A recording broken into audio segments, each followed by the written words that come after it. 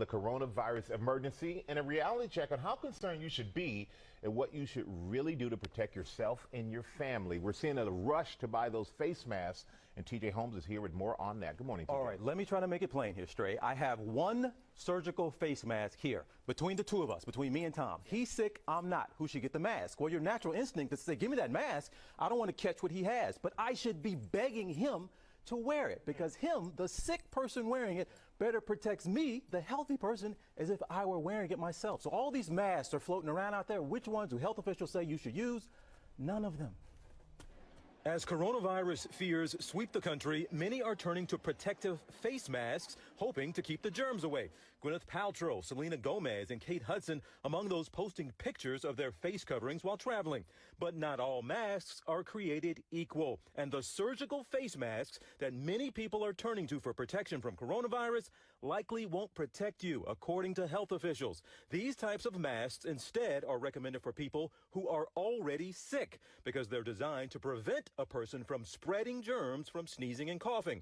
But there's another type of mask called an N95 or respirator mask, which the FDA says has a very efficient filtration, keeping out 95% of airborne particles. But health officials only recommend these for healthcare professionals who are in constant contact with sick patients. I think people see a mask and they see an illusion of protection, that if they put the mask on, it'll somehow block viruses from getting into their mouth or nose when they breathe.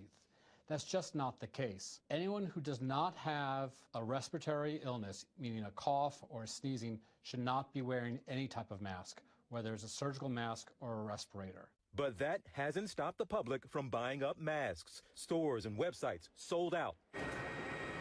ABC News gaining exclusive access inside this 3M factory in South Dakota, where they're working around the clock to meet demand.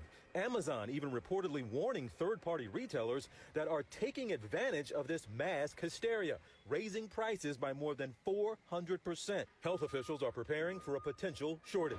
The masks should be for the healthcare workers. The public should not be buying masks. And believe it or not, by wearing a mask, you could be putting yourself at even more risk. People do not use their masks correctly. They play with it. They wear it too long. They rub their nose underneath it. You hear that, folks? You could be making it worse by wearing a mask, putting yourself at greater risk, because what do you do all day? You're doing exactly what they tell you not to do. You're touching your face all day and getting sick. Let's put this graphic up. They got a lot of attention. People had a lot of fun with it, but it's from the CDC. It's an official graphic from the CDC that shows all these different facial hair styles and telling men how this could actually keep you from wearing your respirator correctly. I mean, there's a side whiskers, a mutton chops, a Zorro style, a soul patch. They have all this. But folks, this was put out years ago. This was not for coronavirus. It is for people who actually do work in industries where they need to wear respirators. So that's a serious graphic. It made the rounds. It kind of confused people, like, so we need to pay attention to this? But it does, Dr. Jen is going to speak to this, it does show the seriousness of this matter of wearing these masks the right way. 100%.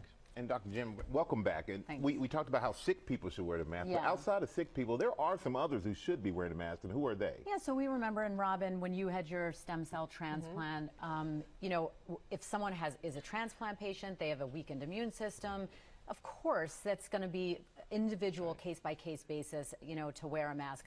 That is a very small percentage of people, okay? As TJ said, we use surgical masks in hospital settings, or even, you know, out in the public on sick people, okay? Viral particles, coronavirus and influenza, to name two, go right through that mask, okay? So if you say, well, then why is it helpful in preventing this way? Because people coughing, sneezing, spewing large particles out into the room, of course that's a barrier, but they can go right in. That's why they're not helpful. What I want to show you guys is these N95 respirators. There are a bunch of different styles. These are what we use in hospital settings for healthcare providers. They have to be measured for your face. I went through this process. It took several attempts, different sizes, different models, to actually find the one that works for me. They have to be put on properly. You see the two elastic bands there. One has to be high on the head, one has to be around the neck. We're seeing people wear these incorrectly.